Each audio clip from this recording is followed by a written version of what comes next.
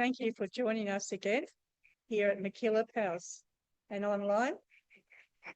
Let us first acknowledge the traditional custodians of this land and pay our respects to the elders, past, present and emerging. This evening, it is my pleasure and privilege to announce the inaugural Ross White Memorial Lecture.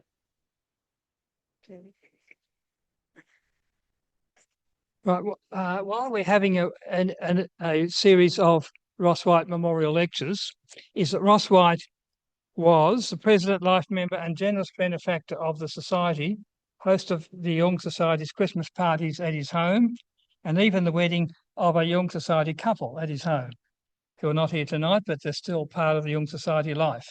That's Jeff and Shauna. You might remember his presentations of the Titanic movie, the 2003 Canberra firestorm story, and his presentation on myths for men in the 21st century. Those things are all available on the website. Ross died on 18th of December 2021, almost 5 years ago now. Ross was my introduction to the Jung Society via a notice in the staff classifieds at the ABS where I worked, and I was in his discussion group at home every second Thursday for 25 years, to the irritation of my family. But so Ross was an important part of the Jung Society, and we remember him via these lectures.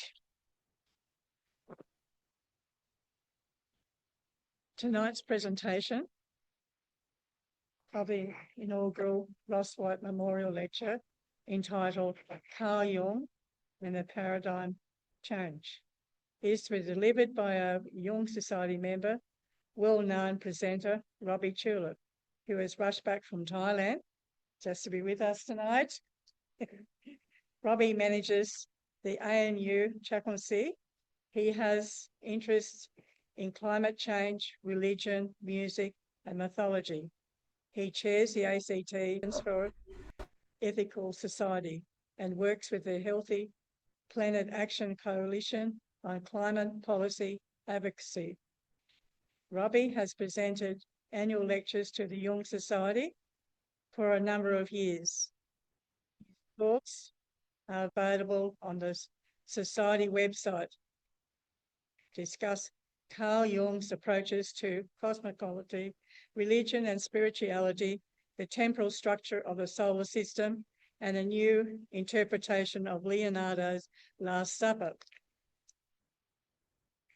If you're here on Zoom, please remain muted while Robbie is speaking. Use Zoom chat for comments and we'll open up later for discussion. Following Robbie's presentation, we'll have a short break for supper and resume for discussion and questions, finishing by 10 p.m. Note, we'll be recording this event for later reference. Thank you, Robbie. It's great to have you back in your cool job.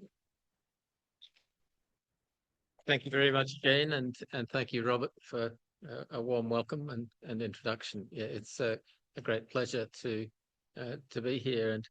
And I got to know Ross quite well in the last couple of years before.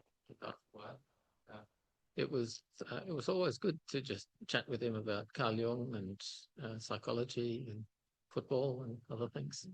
So, as you're mentioning, Ross was a professional psychologist and a much valued life member of the Canberra Jung Society. And as Robert explained, his generosity and insight and long service helped shape the character of this community, including through his bequest.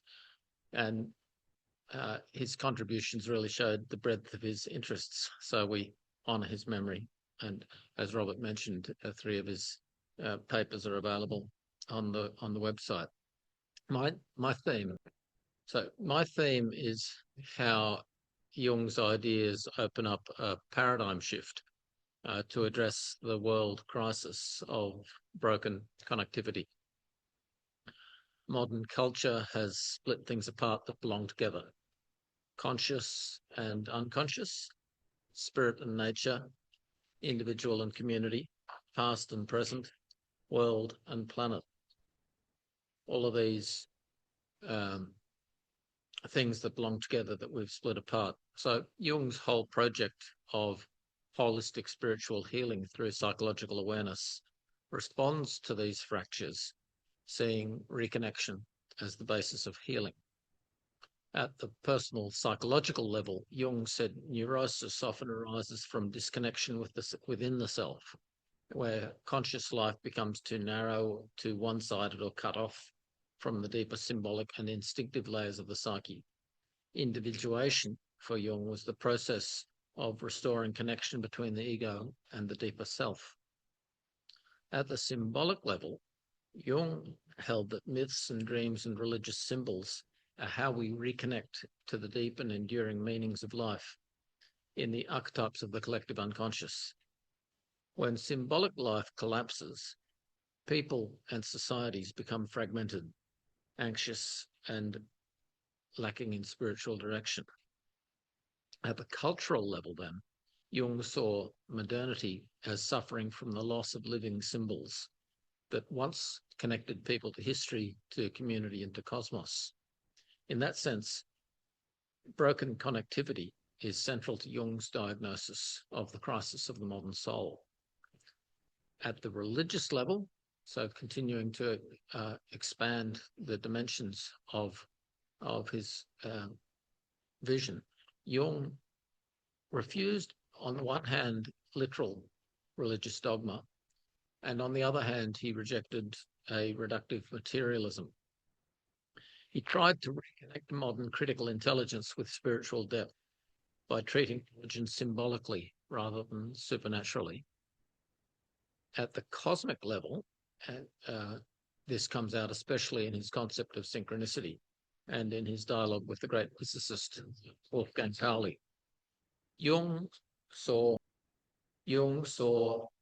all of the isolated, separate objects of the world as reflecting participation in a connected reality of shared meaning.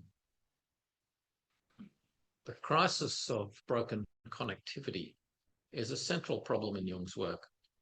He saw that disconnection is the deepest crisis of modernity, within the self, between people, in our society, between spirit and nature, between human consciousness and the larger symbolic order of life. Our failure to connect has created defective cultural and intellectual paradigms that are at the root of political, environmental, economic, scientific, and spiritual problems. My focus is on how these problems present a need for paradigm shift in three areas: in cosmology, in climate policy, and in religion. After I'll just let Robert check that you've got a broad framework of Jung's relation to paradigm shift. I will outline my thoughts on entirely new ideas in these major areas, grounded in an integral global thinking that draws from Jung's work. Thomas Kuhn proposed the idea of paradigm shift in his famous 1962 book, The Structure of Scientific Revolutions. Kuhn described how established systems of thought accept a set of assumptions and methods, and these remain in place until met by a new vision of reality. Classic examples of paradigm shift include the move from Ptolemaic astronomy, the ancient geocentric model, to the world picture developed by Copernicus and Newton, Galileo, with relativity, and the emergence of Darwin's theory of evolution as a radically new understanding of life. Thomas Kuhn focused on science, but his paradigm theory, as a critique of intellectual and cultural evolution, has a much broader relevance. What Kuhn called normal science works for long periods within a settled framework, people solving problems without questioning their fundamental assumptions. But anomalies accumulate within the old paradigm, and the old approach can no longer explain them coherently. Pressing problems can no longer be solved within existing ways of thinking. A crisis emerges that leads to a scientific revolution and the rise of a new paradigm a transformed way of seeing reality that explains all of the evidence, or more of the evidence, in a simpler and more elegant and coherent way. But the adherents of the old thinking often never accept that they were wrong. The great physicist Max Planck put it, "Science advances one funeral at a time." Jung is important for paradigm change in two ways. His analysis of the unconscious helps us to explore the psychic forces that enable people either to cling to an old worldview or to become ready for a new one. And as well, his reflections on spirituality, symbols, and healing are of great value for the construction of an emerging holistic paradigm of global thinking. The paradigm framework extends to politics, religion, and culture, where similar forms of conservative and tribal psychological resistance are often found. An old paradigm will often suppress the fair assessment of new and innovative ideas that challenge established consensus. Jung can be understood as promoting a paradigm shift in spiritual psychology, looking toward a new global vision adequate to our world crisis. He identified key anomalies in prevailing religious and scientific views on spirituality, seeking to liberate the psyche from unconscious repression. This helps us see that paradigm change is not only a matter of a better description of facts, but also of a deeper holistic shift in symbol, meaning, shared story, self-understanding. Extending beyond the history of science, paradigm theory presents a broad critique of institutional inertia, political interest, and psychological attachment. These tendencies serve as primary blockages to the shift our civilization needs, a movement from fragmentation toward connectivity. A paradigm shift is needed to move from inadequate and destructive worldviews toward a shared story of global thinking, capable of repairing the earth and healing the trauma of fragmentation. Modern culture has immense descriptive power and profound connective failure. We can describe facts with astonishing precision, but are much weaker at integrating these descriptions into a coherent story. Technology connects us as never before, yet our society has an epidemic of isolation. Science and much scholarship relies primarily on describing facts. And the connectivity challenge is to integrate those observations into a coherent vision of moral values. A paradigm shift from a focus just on description to an understanding of connection is central, as I see it, to seeing how things belong together in meaning, purpose, and value. That failure of connection separates our constructed cultural and spiritual world from the natural planetary ecology that ultimately sustains us. This failure of vision is central to the risk that our cultural trajectory is headed for collapse. Global warming is just one practical symptom of that deeper fragmentation, reflecting a crisis in how we understand reality itself. It's often described as a polycrisis, reflecting how many dimensions of our existence are facing severe strain and the need for transformative change. Jung was one of many leading 20th century thinkers whose work challenges cultural fragmentation. At its core, this challenge concerns our relation to the living world. The scientific worldview gives primacy to objective description in a method known as positivism that goes back to Comte, that places science at the core of meaning. While dominant economic thought tends to neglect the natural impacts of human activity. And meanwhile, many religious views retreat into escapist fantasy rather than engaging the real conditions of planetary life. Jung suggests that how we connect to the world around us involves more than scientific description. Other scholars who asked related questions in his time, and we can go to the next slide, include the German philosophers Dilthey. If I had a pointer, I would point. Dilthey is in the top left, then Edmund Husserl, top middle, Martin Heidegger, top right.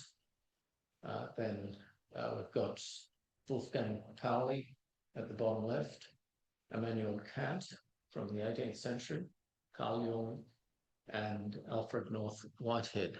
I'll speak briefly about those. Each of these thinkers were very different in their ideas, but they share a common vision of the purpose of learning as seeing how we can integrate our descriptions of reality within a framework of better personal and social connection with reality. The purpose of knowledge in this view is to foster participation, meaning, orientation, care, to understand how our self, our society, and belong together with nature and the cosmos. I'm particularly interested in how this movement from description alone to a broader integrated theory of connectivity, of connection, appears in cosmology, in religion, and in climate policy. In cosmology, we can see the amazing discoveries of astronomy, of the objective universe, against the need for participation in a connected cosmos. And it raises the question, can our participation in the cosmos actually be called cosmology? Now, the scientists would say no, but I would say yes. In religion, we can see literal dogma in terms of symbolic meaning, interpreted with critical intelligence, so that our beliefs can be reconciled with our scientific knowledge. In climate policy, we can use description of the climate crisis to build a unified vision of planetary care, grounded in global thinking and relationship. And this is the triple paradigm shift that I see emerging from Jung's connected spirituality in astronomy, cosmology, in religion, and in climate policy. So to understand Jung in this way, it's essential to place him in a broader philosophical setting. Jung's ideas emerged within the cultural milieu shaped by the legacy of Immanuel Kant, whose philosophy was about explaining what are the necessary conditions that enable our experience. And so what are the essential features of reality, such as time, space, and causality, that must be recognized for coherent, systematic thought and life? Kant sought to make reality intelligible through a philosophy that's equally grounded in science and moral values. And Jung recognized this vision from Kant as providing essential explanation of what we can claim to know, what are the limits of knowledge, through logic and evidence. And Kant's philosophy helped Jung to build a psychology of religion that was spiritually serious without becoming dogmatic. In the late 19th century, Wilhelm Dilthey extended Kant's critical concern into analysis of history, of culture, of psychology, arguing that the study of human life differs radically from natural science. So the natural sciences seek to explain things through external causes, but the human sciences seek understanding through lived experience, historical context, symbolic expression. Dilthey explained history and culture as the primary interpretive structure through which our existence finds meaning in ways that are far more complex than collecting observable facts. This approach sought to preserve the rational knowledge while insisting that the meaning of life can't be reduced to the methods of physical science. The difficulty of this agenda can be seen in how the language of lived experience can become quite ambiguous, and for lived experience has to remain answerable to rational interpretation, to dialogue and critique. Edmund Husserl, was the founder of the school of thought known as phenomenology, which enabled Jung to understand how meaning arises within human existence while preserving the autonomy and integrity of spiritual identity against, on the one hand, supernatural fantasy, and on the other hand, the material determinism found in much scientific thought. The British philosopher and mathematician Alfred North Whitehead is another thinker who's important for a connective paradigm shift through his influential understanding of the world as process in terms of relationships and becoming, understanding how things connect to each other rather than seeing them as separate entities. Against the fragmentation of scientific materialism, Whitehead argued that what is most real is the interdependence of events within an unfolding whole. So knowledge should help us see how things belong together within living systems of relationship. And Whitehead helps illuminate Jung by placing symbolic meaning, psychic life, within a broader theory, an ontology of process and connection. And it points towards a climate ethic in which humanity is understood as participating within a fragile and interdependent planetary whole. Connectivity as a new paradigm was actually at the centre of my own master's thesis on the philosopher Martin Heidegger. My thesis was on the place of ethics in Heidegger's ontology. And it focused on what I term a relational ontology. And that is how our being in the world with others emerges in care and concern and connection. So one example from Heidegger that I discussed in my thesis was he analysed the term logos, which is usually translated word or reason, and it's best known in its Christian use for Jesus Christ as the Word made flesh. But Heidegger had a new definition of logos. He called it the original connecting connectedness of being. Now, when I first encountered that phrase, it took me a while to grapple with it, but I just found it really interesting. So that being, that is reality, has an original connecting connectedness. Everything is connected, and that's at the foundation of our reason. Heidegger's key idea was that care is the fundamental structure of human existence. And that leads to a theory of reality as intrinsically relational. Reality is about human being in the world with other people, rather than the purely theoretical outlook that seeks foundations in scientific law. So viewing reality as an interconnected whole, which is partially disclosed in language, means that logic has to be grounded in this deeper concept of logos. And that's an idea from Heidegger that I feel resonates quite deeply with Jung. It suggests that scientific analysis of isolated parts of experience can only be properly understood through engagement with the larger whole in which our experience gains its meaning and purpose. Jung's exploration of the connective vision focused on psychology and religion. He wanted to show that consciousness cannot live by abstraction alone. Symbols are mediations of wholeness. They reconnect our conscious life to deeper layers of the psyche, inherited forms of meaning, a deeper order of reality that mechanistic science can't describe.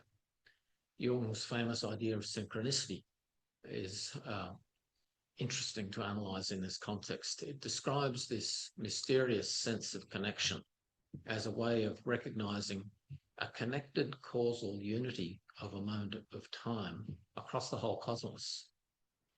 His description of synchronicity as acausal is easily misunderstood, though.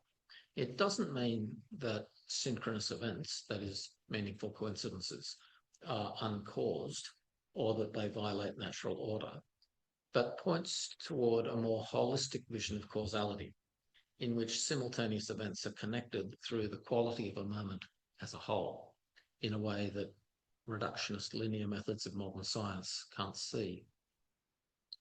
Wolfgang Pauli, who I mentioned, had a long dialogue over years with Carl Jung, and he searched for common bases between physics and psychology. He's one of the greats of quantum mechanics. He suggested that modern science had begun to strain beyond the old mechanistic worldview. So all of these thinkers who I've mentioned, taken together, indicate how much philosophy has recognized the need for a relational ontology of connection, process, symbol, and wholeness. So the need for a triple paradigm shift in cosmology, religion, and climate is grounded in this same underlying movement, building upon objective description in order to achieve connection. In cosmology, the shift is from astronomy as a description of the universe towards a recognition that we are part of a connected cosmos, asking how human existence is connected to our cosmic context.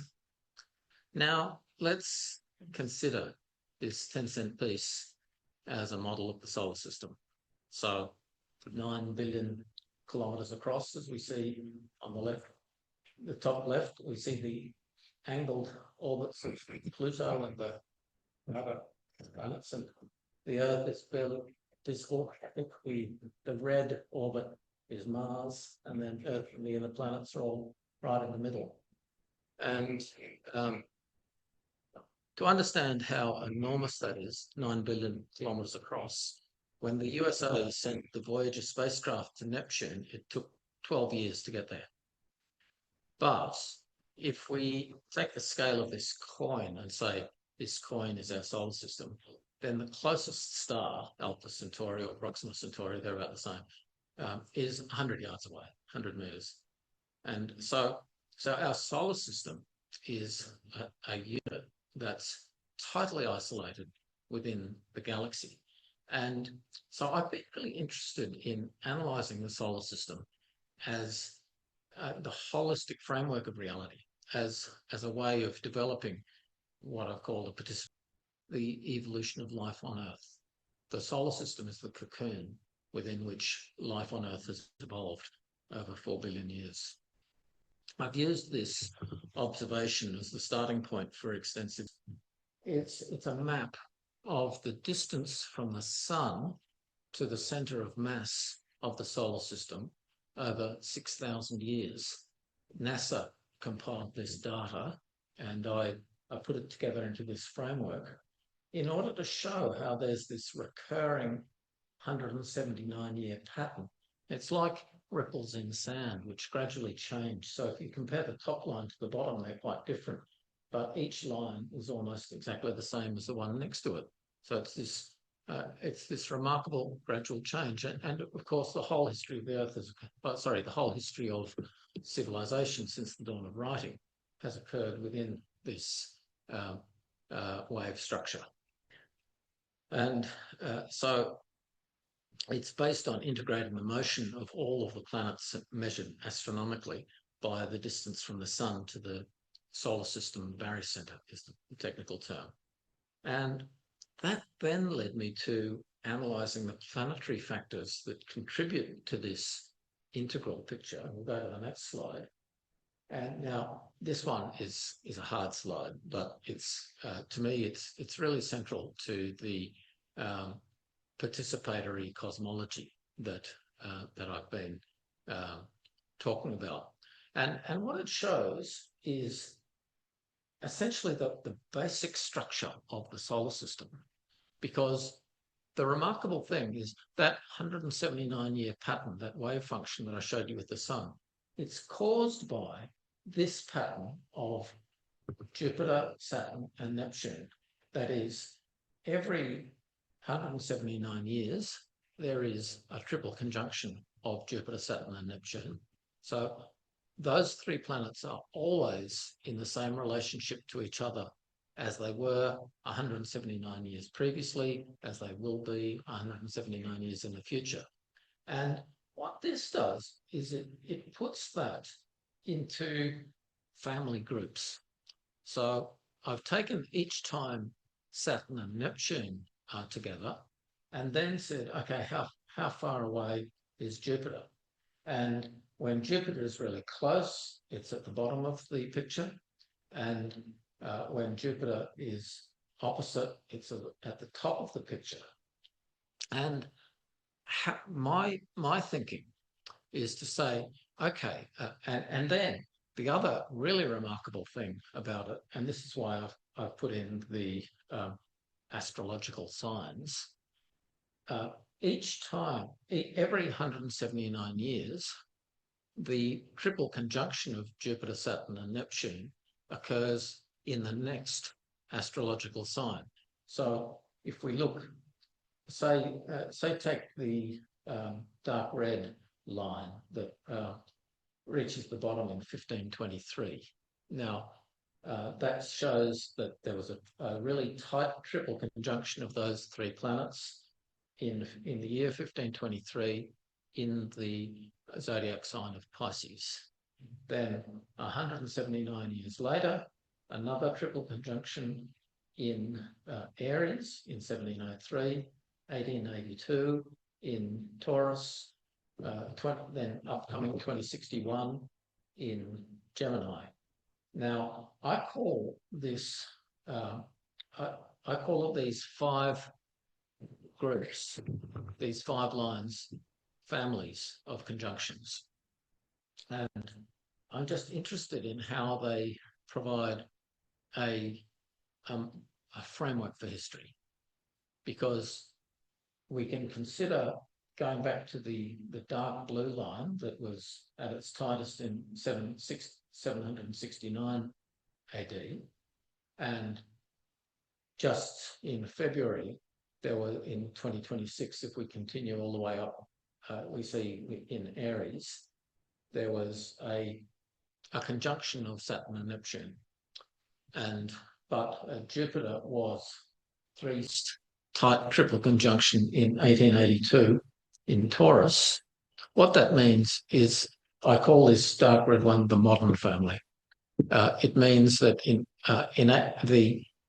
that conjunction in Taurus in 1882 has coloured the following 179 years through to 2061, the next one in Gemini. And then there's a whole interpretive lens that can be placed upon that. So I just wanted to introduce that to you as my way of thinking. And so I've explained all of that, and I'll go on to the next slide. I'll just explain each of these slides for a minute. So this just goes into each one in a bit more depth. So the period from basically 1300 through to 2200 is shown in a bit more detail here with three families. So the Christian family in blue, starting off quite strong and getting weak, crossing over with the modern family in about 1300. So the modern family has been stronger since then. And then this green one, the Aquarian family, I find really interesting, just that the last time it had an event was 1917 with the idea that the Russian Revolution was somehow the precursor of a futuristic thinking, but in a quite distorted way. And so what it suggests is that this modern family of conjunctions will remain the dominant family for hundreds of years, and the new age, essentially the age of Aquarius, won't come into domination for another 500 years or so. And so it's a way of putting some of that fairly woolly theory of astrological ages into giving it a very empirical basis. So we'll move on. Now, this is a picture of the path of the sun and the celestial equator at the time of Christ. And what it shows is that the equinox point where the sun crosses the equator was right at the start, right in between the constellation of Aries, the Ram, and Pisces, the Fishes. And what I found really interesting in interpreting Christianity is it seems very clear to me that the ancients were very well aware of this event.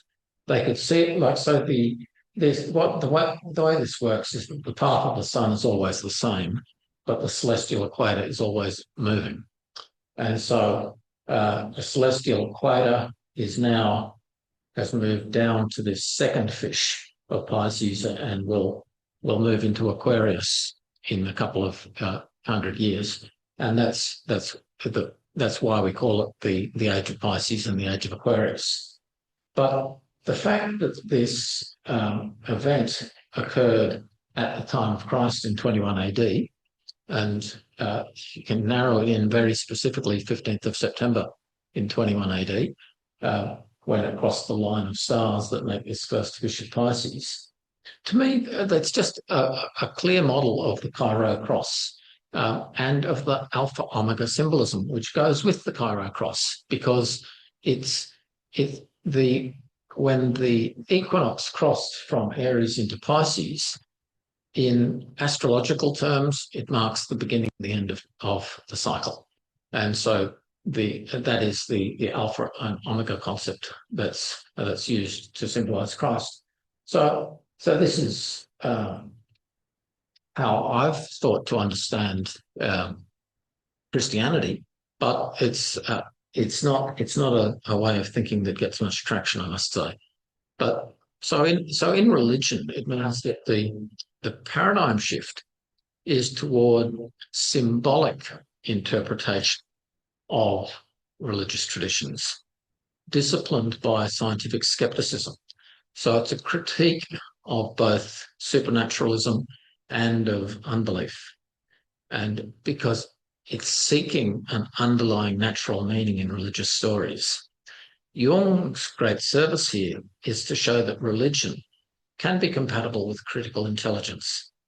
The core meaning of religion is symbolic.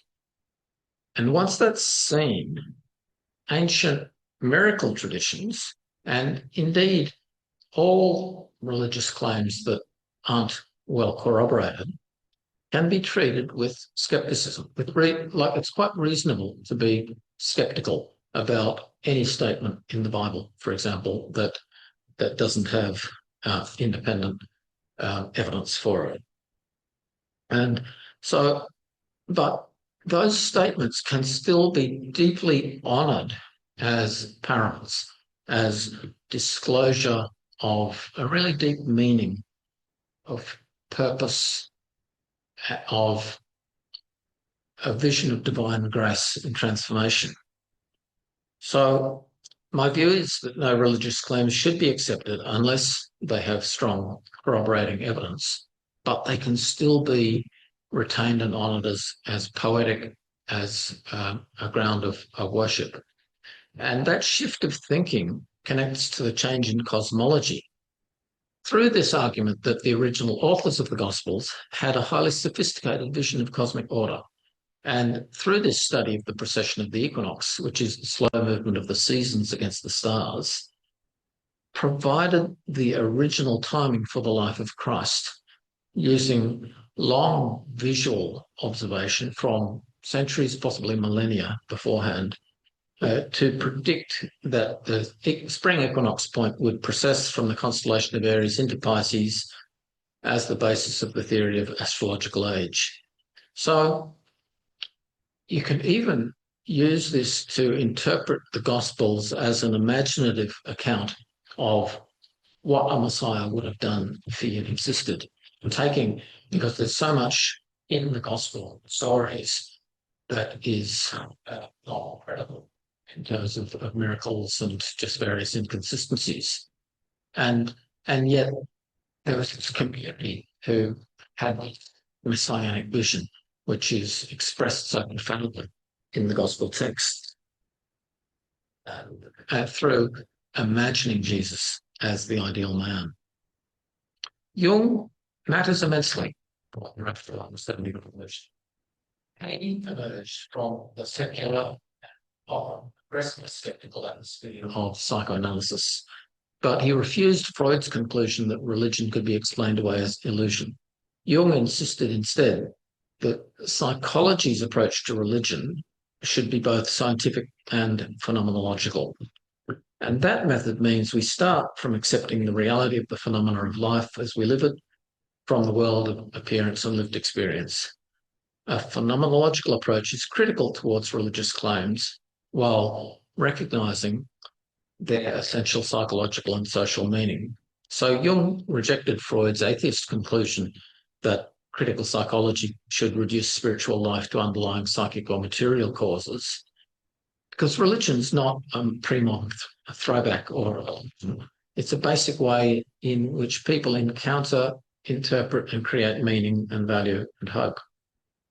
So our encounter with meaning occurs powerfully in the symbols of religion, extending from primary cultural symbols such as the cross through to the symbolic dimensions of our language about God and key religious concepts. Now, I have some more in my written text about religion, but I'm going to skip on to the discussion of climate change. So we'll go to the next slide. Now, here's another mind-bending slide for you all. And what this one is it's known as the Milankovitch pattern. And that is the amount of sunlight that falls at 60 degrees north on the summer solstice, the 21st of June. And what we can see here is that from 50,000 BC through to 20,000 AD, it's gone up and down. And when it went down was the last glacial maximum 20,000 years ago. Then when it went up was the dawn of the Holocene, the end of the Ice Age, 10,000 years ago. And then over the last 10,000 years, this insolation pattern that for the last million years has governed planetary climate. It's been going down. And the reason I share this with you is it's actually something that connects climate and religion at a strong angle together. Because for the last 10,000 years, we've been in this trajectory of fall. That is, the natural pattern has been towards a new ice age. And of course, an ice age hasn't happened because of agriculture and emissions. But we're now at this turning point where for the next 10,000 years, the insulation will be rising. But it's like our culture is still, our minds are still in the paradigm of fall, and we can't change our thinking in order to shift to a paradigm of ascent. And that's the sort of deep transformation of culture that's needed today. And it leads into a discussion of climate change. So we'll go to the next slide, please. And I've put this in, and we'll just click on to add it's got some animations on the slide. So just click again. And one more time. And one more. And what this shows is the darkening of the planet. And so over the last 25 years, the planet has become 2% darker. And that's measured in terms of over the course of the Holocene period, the Earth got in 340 watts per square metre from the sun and radiated back 100 watts of that back out to space, just the brightness of clouds and ice and so on. But clouds and ice have been vanishing because of global warming. And so the Earth has been getting darker. And So from 2003 to 2013, it got darker by half a watt per square metre. Then the next decade, 1 watt per square metre, and our current rate is 2 watts per square metre. So there's this doubling every decade of the darkening of the Earth. And to me, this is quite alarming because it's causing more heat than the heat from new emissions. And so if we don't act to reverse the darkening of the Earth, then we're headed for a societal collapse. And we're in the middle of a sixth extinction event, and this is a key driver of the sixth extinction because all of that heat that doesn't get reflected is absorbed mainly in the ocean, and that absorbed heat is killing animals because they just can't cope with the speed of change of new heat. We'll go to the next slide, please. So the darkening rate doubling every decade from my friend Professor Elliot Jacobson. And next. Here we go. So yeah, this is the dissolving of the albedo layer, as I call it. That is the loss of clouds and ice and snow, reflecting 30% of sunlight. So what I'm calling for is to repair the albedo layer, just as the Montreal Protocol has repaired the ozone layer, recognising that temperature is key planetary infrastructure. So next slide. This is a way of explaining the failure of the paradigm that informs the Paris Accord, because just keep going, fill up the screen. Okay, next. So if we take this box, and this is going back to 2022, each box is essentially a cubic kilometre of carbon dioxide. And so since industrial times, we've emitted 670 gigatons of carbon. And each year we add about 15. We'll keep going. And the Paris Accord said, okay, great, we'll do something about it.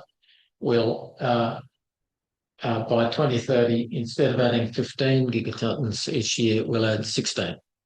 So the Paris Accord didn't actually reduce emissions. It just said, we'll do what we can to slow the rate of increase of emissions. And I think it's failed. Like I made this back in 2022 and I haven't actually checked what I think that the expected emissions by 2030 is more like 18 or 19. This is carbon, and then you multiply it by 44 and 12 to get carbon dioxide. So keep going. Yeah, so this is the problem, and one more. So the climate arithmetic shows that emission reduction does nothing about the committed warming from past emissions. And so decarbonising the economy is marginal to stabilising the climate, which requires rapid re-brightening of the planet and removal of past emissions. So there's a need for a paradigm shift in climate policy because we've got two failed paradigms. One is that just says nothing to see here, climate change is not happening, denial. And the other is, if we work harder on cutting emissions, then we'll be able to fix the climate. But cutting emissions, as we can see from the failure of Paris, it's just the scale of the problem is so vastly bigger than anything cutting emissions can deal with that we need to develop new ways of thinking. So and this just shows what's expected for annual emissions. This is shifting from measuring it in carbon to measuring it in carbon dioxide and equivalents. So from 2020 to 2030, we expect the emissions to go up, and then for the next 2 decades to just flatline. So there's no expectation that total emissions will fall, and it's really quite dangerous for the prospect of planetary stability. So next one. That's all. So we've come to, what is it, 8:57? I'll see if there's anything on my screen that I want to share with you. Yeah. Yeah, so I wanted to mention Gaia theory, and also I'm writing a book about the climate issues called Sunlight Reflection: The Business Case for an Albedo Accord. And what I'm arguing is that the industries who face the biggest commercial risk from heat need to become the key drivers of action to remove the heat, because I just don't think civil society is going to act quickly enough.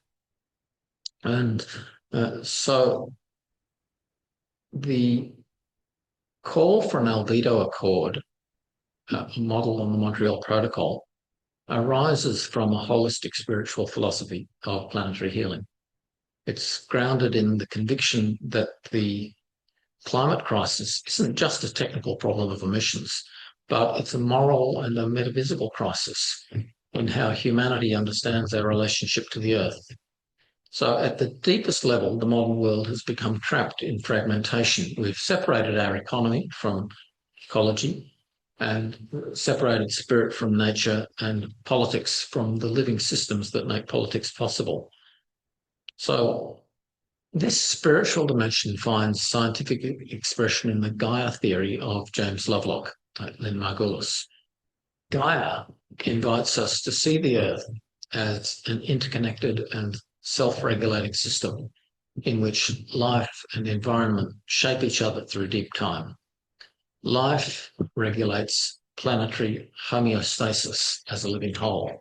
Homeostasis is the term for how our body maintains stability of temperature and biochemistry. And similarly, the whole living system of the Earth maintains that stability, but it's breaking down. So climate disruption is a wound to the systems of planetary balance upon which all our life depends. And planetary healing, therefore, requires active care for the Earth system as a whole. So this is a holistic spiritual philosophy, and it rejects the culture of denial that abandons reality, and it rejects just description of the crisis, because a description without action abandons responsibility. And it rejects the shallow slogans that ignore the complexity of global interdependence. So what we need is global thinking, a vision of humanity as a participant within a wounded Earth, not just to analyse and describe the condition of the Earth, but to help. Yes. Yeah, that's right. Yeah, so I was just It's really amazing picture. So I was just talking to this is a cartoon in my book. I was just talking to Francis about my book on the albedo accord, Sunlight Reflection, and this is the link to it, readwritesubstack.com. And so I've got 11 chapters of the book there. Oh, cool. yeah, that's right. Do you want to talk? Yeah. I'll just say, well, Robbie can start now with some questions. So, Yeah, it's conversation. got questions want to ask, Robbie? Well, Francis was just commenting about the discussion in my talk about connectivity, and this theme of understanding everything as connected as quite a different way of thinking from our society. Like a consumerist society tends to be a bit isolated and separated from connection. So there's a whole. Yeah. So what you were saying, Tony, reminds me of a concept which is called complex adaptive systems, and that is that we can understand the natural systems of the Earth as complex ecosystems that adapted over millions of years, and so evolutionary ecology is naturally creates a system where everything is in balance for long periods until there's a sudden catastrophe, and so we're in the middle of one of those punctuations in the equilibrium. The the Earth was stable for millions of years, and then humans have come along and have destabilized it, and so that's why we say we're in the middle of the sixth major extinction event. So, like the biggest one was the Great Dying at the end of the Permian. That was 252 million years ago, and 95% of all species on Earth, mainly in the oceans, went extinct at that time. And so what it illustrates is that the Earth is actually a lot more fragile and sensitive than our usual descriptive paradigm is able to explain. And so there's a risk of systems suddenly collapsing in a way that's quite hard to predict. Like there's evidence that that's happened before, especially with ice sheets, like the collapse of ice sheets at the end of ice ages tends to happen quite suddenly.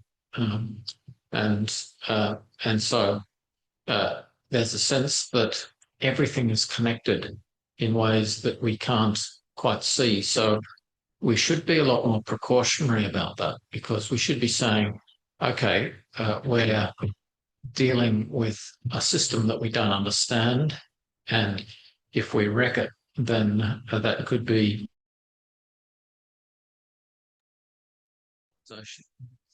and so that's a serious agenda. But the tendency is to just look around and say, we're like the turkey the week before Thanksgiving, and we say, well, I've never had my neck ringed yet, so I'll be fine.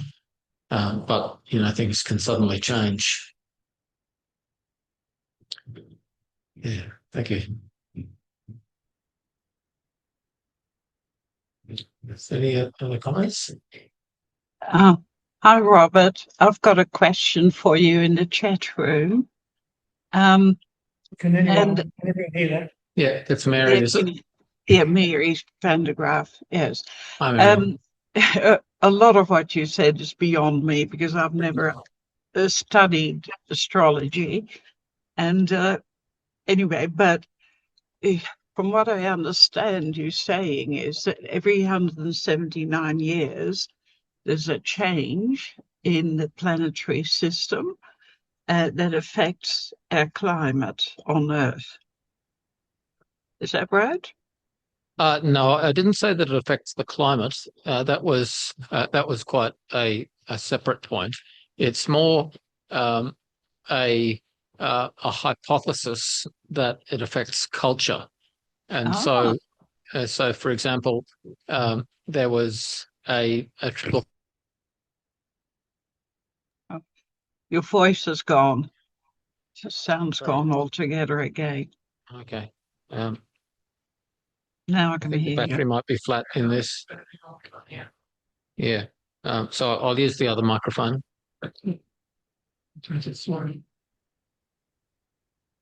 Okay, so I'll use this other microphone. Can you hear me now, Mary? That's good. Yes, I can hear you clearly now. Right.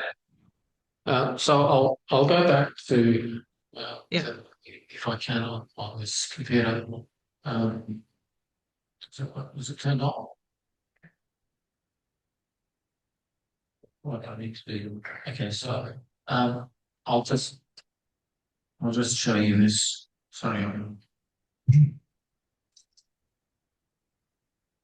I'll go back to this picture that you're referring to, and this is what.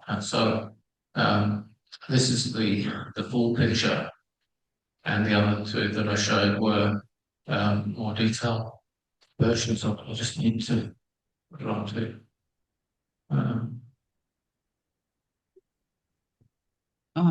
Oh, I can't There we go. see the image. Oh, right.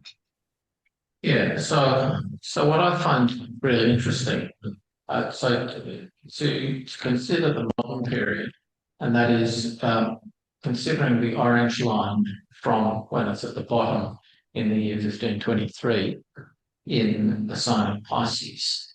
So that event coincided with the Oh, right.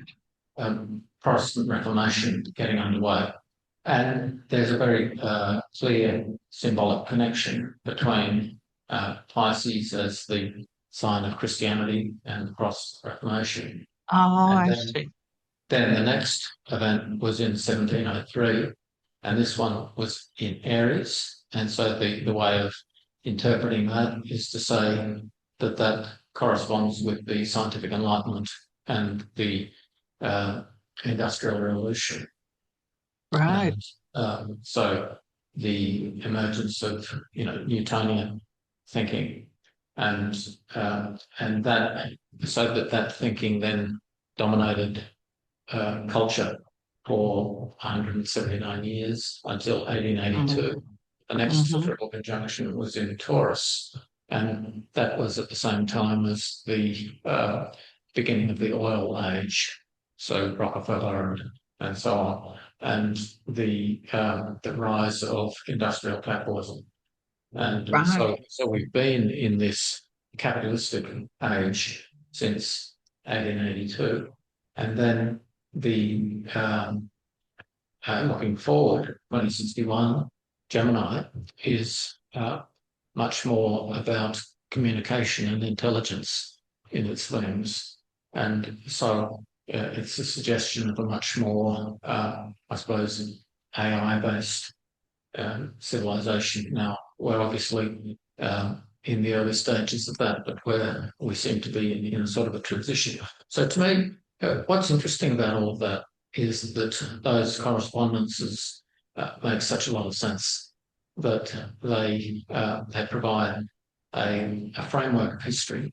And one of the other thinkers who I was going to mention in my talk was Hegel. And Hegel had this grand theory of history about the evolution of society. And what I'm presenting here is another grand theory of history, which is grounded in the patterns of the solar system. So it's quite a new way of thinking, and it's one that, like, this diagram is just 100% empirical. Like, there's nothing in the diagram that is speculative, but it provides a really interesting framework for speculation. So I'll tell you one of the most interesting speculations, and that is if we go back on this diagram to the bottom left-hand corner, and where the light blue line crosses the dark blue line, and so I call the light blue line the classical family, because it was dominant through the period of the ancient world of Greece and Rome.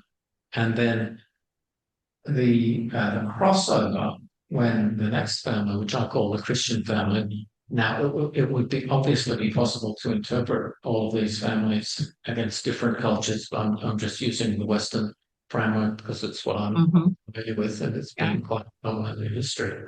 But the year that the Christian family crossed over to become more strong than the classical family was 49 BC. And it's actually quite a remarkable coincidence, because that's generally recognised as the year that Rome switched from republic to empire, when Caesar crossed the Rubicon. And so you've got this quite astounding correlation between this empirical pattern of the solar system and the history of the world, and then similar forms of analysis are possible for the rest of it. So yeah, thank you, Mary. Yeah, okay, thanks, Rob, because there's a lot to take in from what you say, and I've obviously joined the dots up up incorrectly. I'm sorry.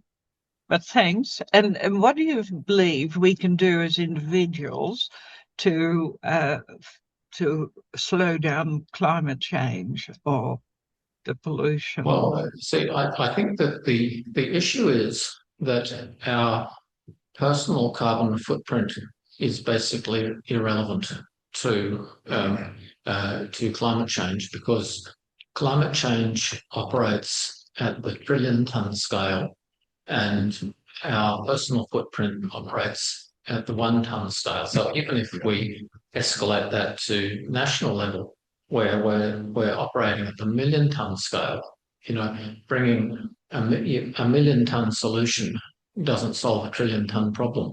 So to actually solve climate change, we need trillion-ton solutions, and that means global coordination.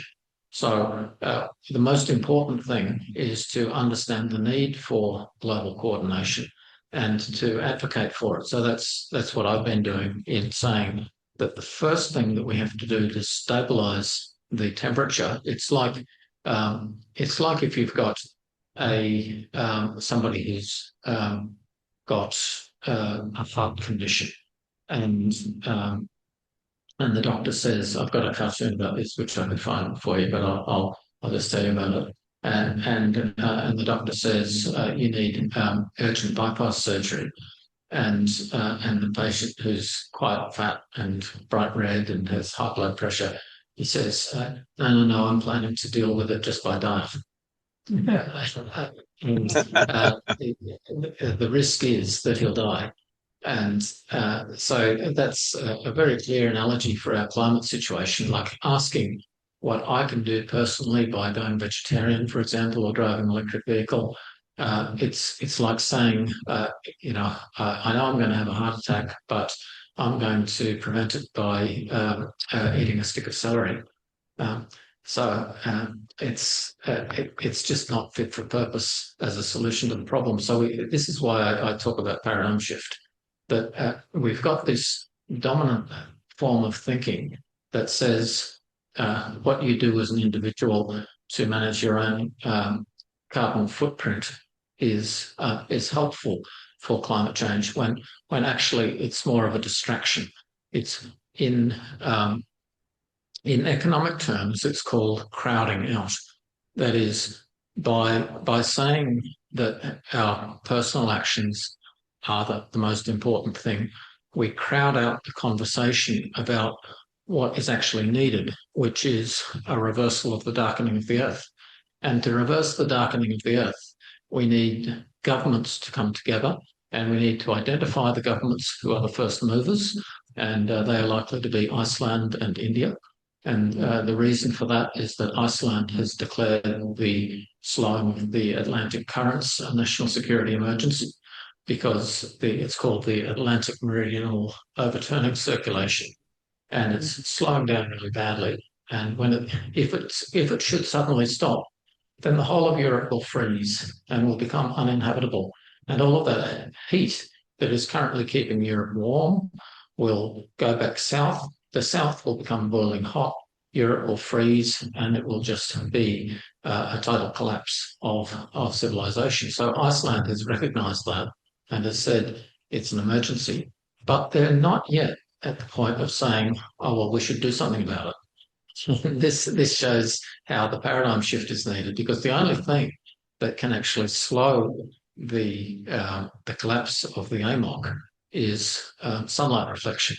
That is the observation that volcanoes spew a whole lot of sulfur into the high stratosphere, and people have worked out that if we spent $20 billion a year copying that, then we could cool the Earth down to pre-industrial in 50 or so years. That's the theory. Whether it will work out requires a lot of field work, but at the moment, there's a very big, well-funded campaign to say you're not even allowed to talk about that, because the most important thing is to keep subsidising wind and solar, even though subsidising wind and solar doesn't actually do anything about heat. So we've got this quite perverse paradox within climate policy that just needs a lot more conversation about what are the practical solutions. We've got, severe problems of denial, like the Murdoch press is in complete denial about climate change. I was just saying over the break, President Trump has just moved to remove all of the ocean sensors that are measuring the speed of the collapse of the Atlantic currents. So we've got this perverse situation where we're going backwards and risking collapse, and we need to be talking about it and understanding that. So, so Mary, I would say that the most important thing we can do is get an understanding of the science and try to support action to Anybody else has a advocate comment? for broader responses. Right. Yes, I'll- Thanks for that. I have another question. Sorry, Robert. Robert James, I mean. Okay. It's about 40 years ago, John arranged some screenings of The Worlds in Collision, which was a theory by Immanuel Velikovsky. Have you heard of him? Yes, I've heard of Velikovsky. What, 30 years ago, 40 years ago? Oh, 40 more like years ago. 80 years ago, I think. 30, 40 Velikovsky years wrote in the ago. 1920s. All right. Well, 30, 40 years in the scale of the Okay. is not a great deal. Sorry, John was nudging me and now lost the plot. I forgot what I was going to ask.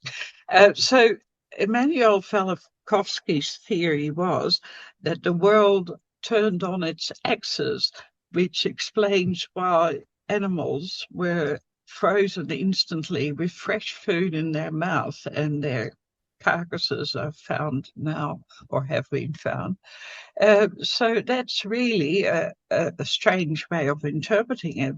But I could now relate it to what you're saying, that there are enormous changes that affect our planet. Yeah, see, Velikovsky is generally regarded as a crank. This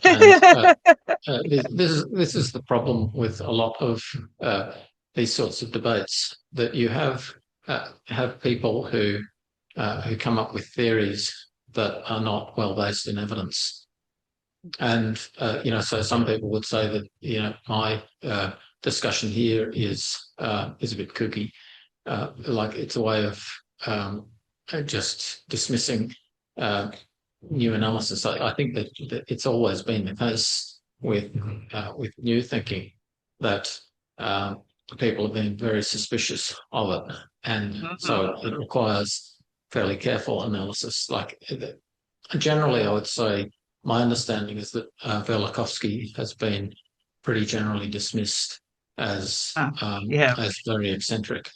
Yeah. He was ridiculed, and I think he was even jailed, or certainly not welcome in universities. Okay, well, thanks for Mary. all that. That was very interesting. Yeah. Okay, thank you for that explanation.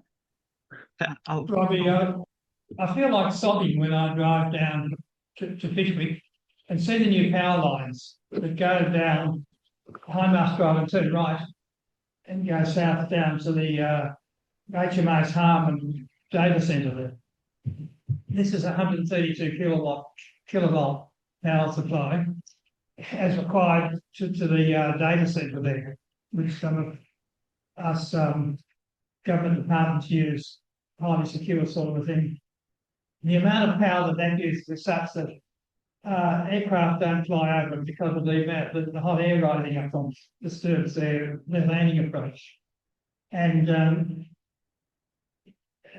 so you're looking at multi-megawatt power consumption for the AI work being done there. Meanwhile, people like us at home are trying ourselves that we're installing low-wattage light bulbs, and turning off our TV at night so that the little pilot light doesn't show all night, using a tiny fraction of 1 watt for the LED. So it's a pretty tragic dichotomy, isn't it?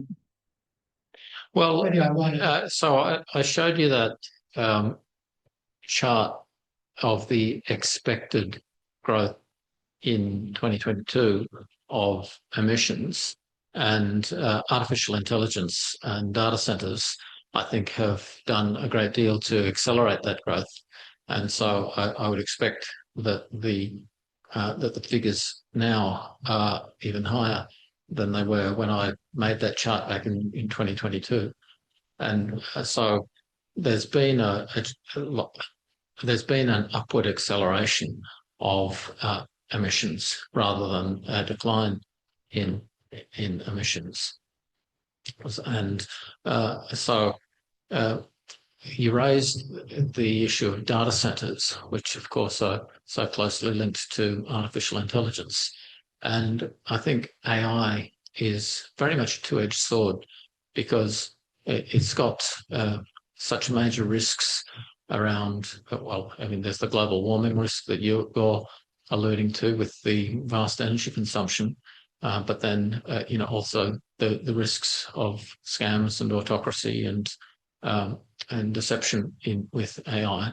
But then it's also got immense benefits. So I see AI as having, I used AI quite extensively, ChatGPT, in producing this talk, and it's a matter of drafting a sentence and then plugging that into AI and just having a conversation.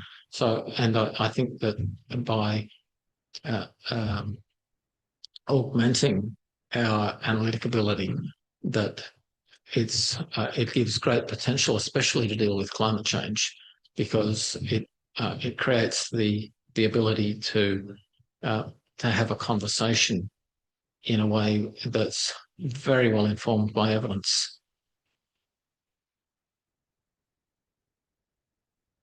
Yes, I heard on the radio today, just today, in terms of geoengineering, which relates to the brightness, the surface of the Earth. So satellite surveillance on the ice over the Arctic ice, which is important not only to polar bears but for the rest of us. Of course, shows that each summer the amount of ice there is greatly diminished. We all know, even down as far as Norway and places like that, places and things.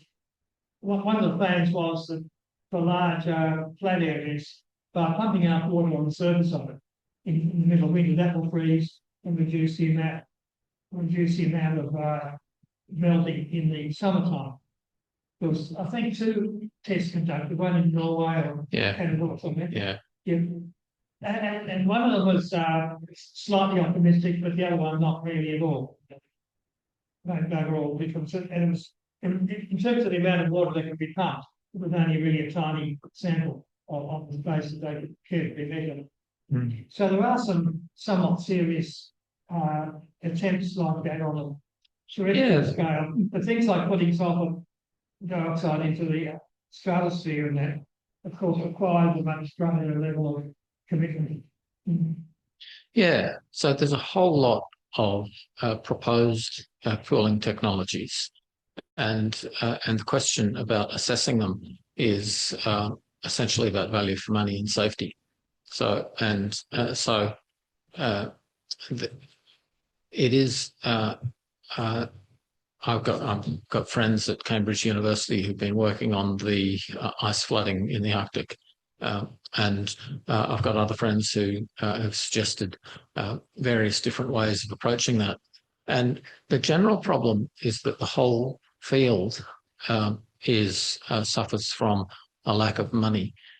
And there was a paper that said if the world could put $2 billion into researching all of these cooling technologies to work out which ones are the best options to proceed with, then that will save $10 trillion worth of expected climate damage, which is a benefit cost ratio of 5,000 to 1. And in the normal world, when you have a benefit cost ratio of 5,000 to 1, you say, okay, yes, that's a good idea. That's a sound investment. We should we should go forward with an investment.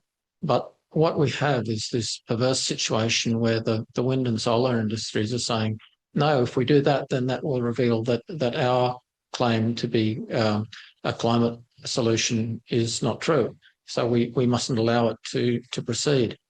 And similarly, the Royal Society in the UK issued a paper that said that sunlight reflection in general, especially the stratospheric aerosols, but also others, is, I think, was it 200 times better value for money than emission reduction as a climate strategy.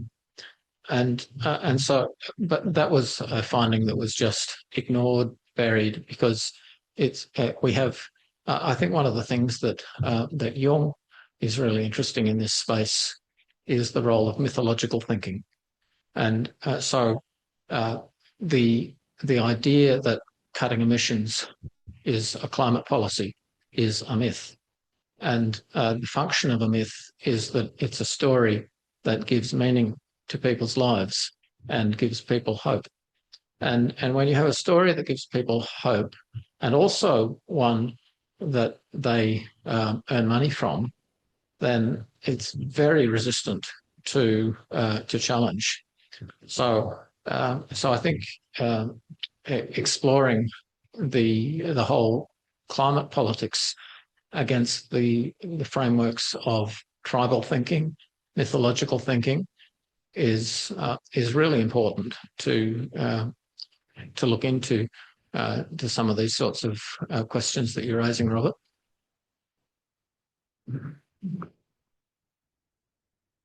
Yeah, so I've got a couple of other things that I've got on the go. I've got another Substack.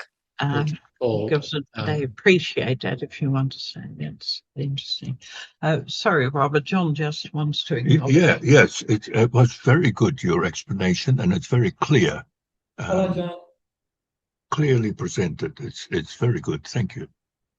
We enjoyed your talk. Thank you. Did you have a question, John?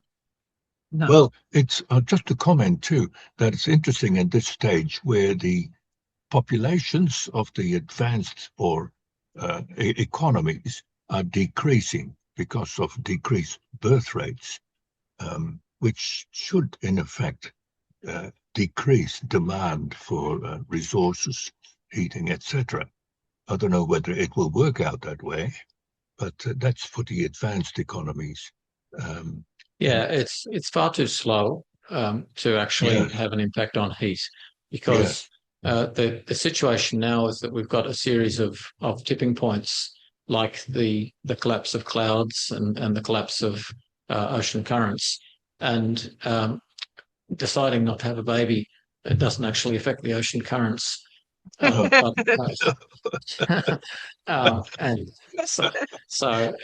so we've got to find climate solutions that will affect these big Earth system challenges. I just wanted to mention the other publication that I have, which is also on Substack, which you can find. It's called Drowned Worlds, and I'm up to week 25. I put a new installment on every week.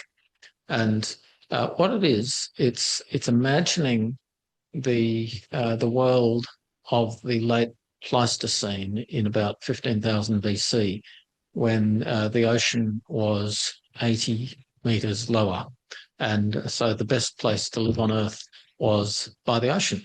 And so all of that vast continental shelves that used to be where most people lived have all flooded.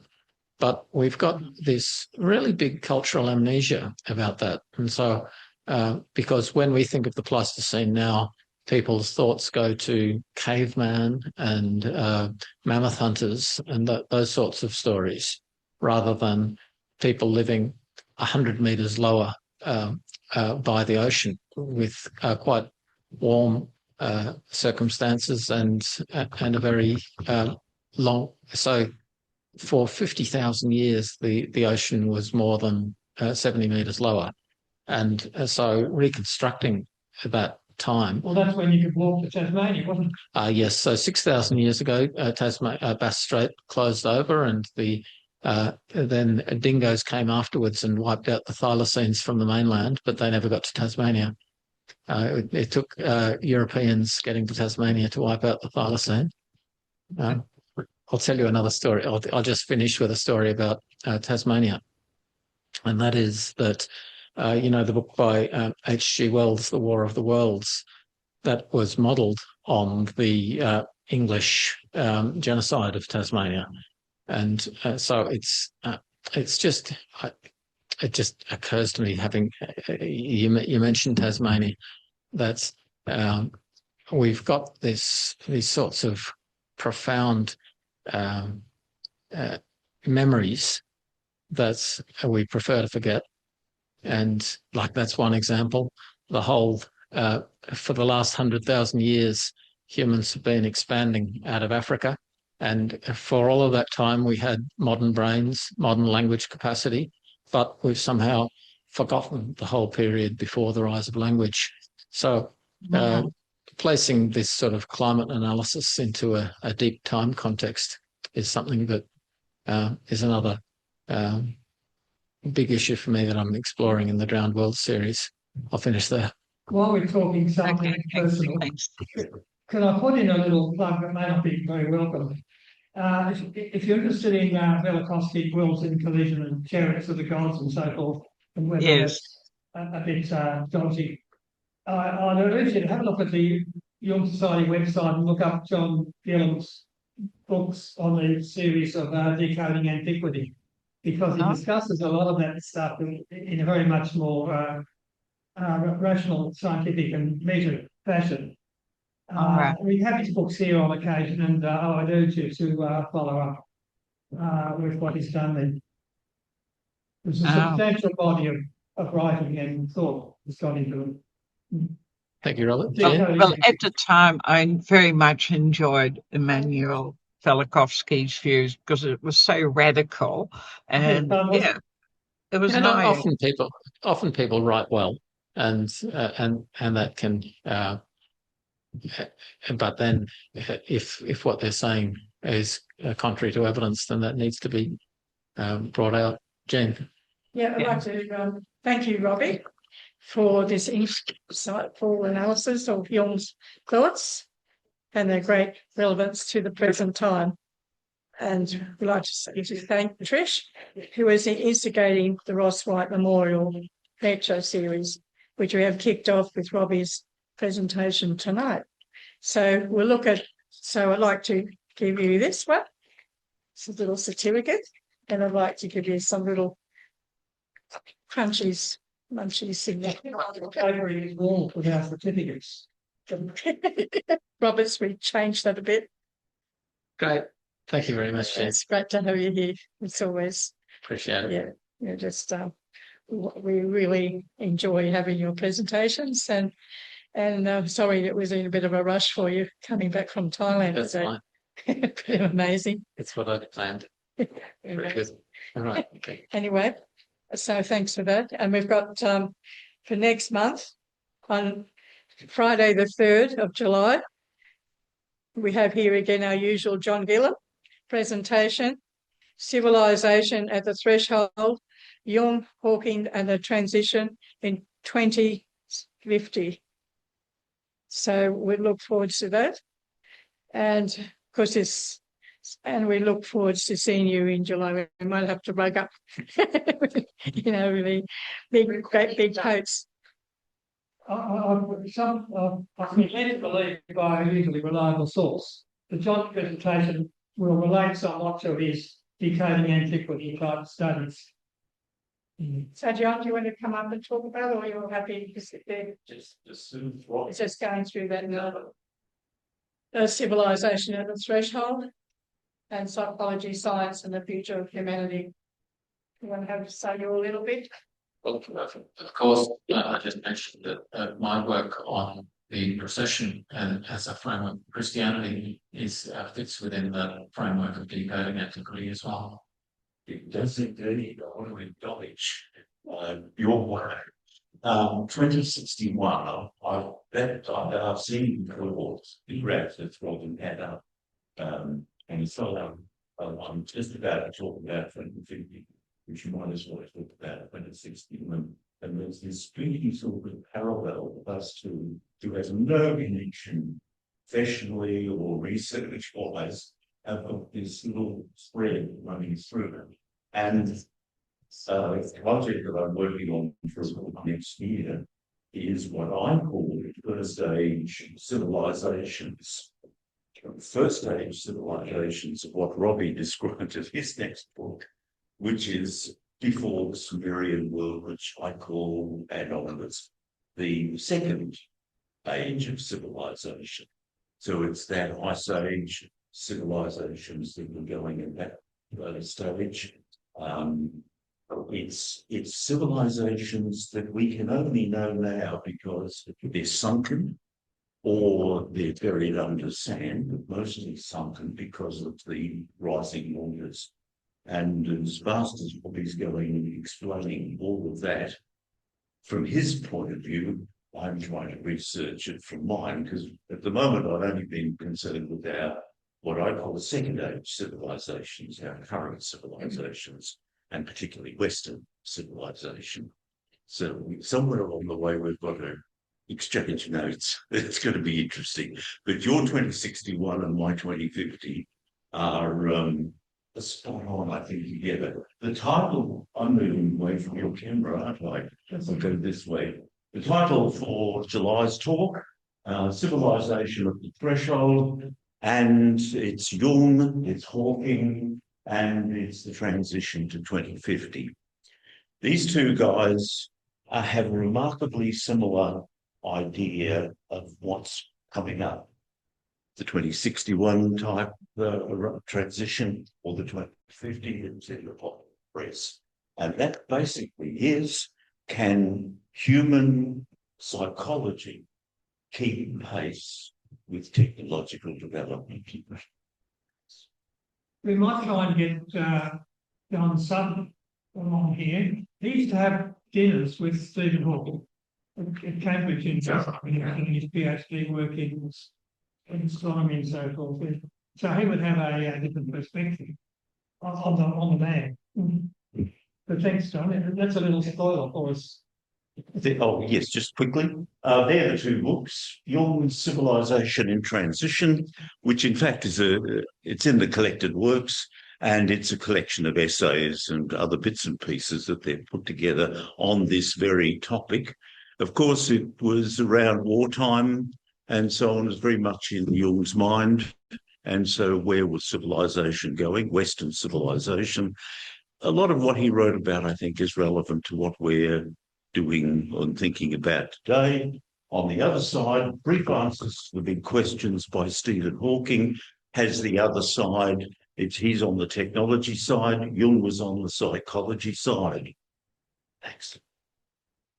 And for me, the talk in July will be on this focus on 2050 and all things that Robbie has been talking about, things like artificial intelligence, got to mention, demographic shifts, environmental pressures, and geopolitical alliance. But they're all there, the same topics, whether you come from perspectives of the problem given this tonight, or you come from a kind of a Jungian view world that at the core it's psychology, it's human attitudes, human creativity, and are in fact humans that be overtaken by AI that can think himself and think better than us. The Friday, July. And it will help that it's not a long weekend. We'll have a few more people here. That does make a big difference.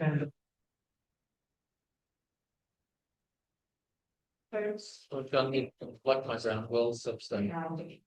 I wrote it down. For you. So thank you, Robbie, and thank you, Don.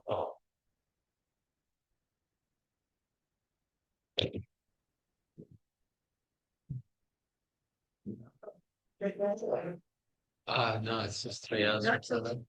But then I was on the plane.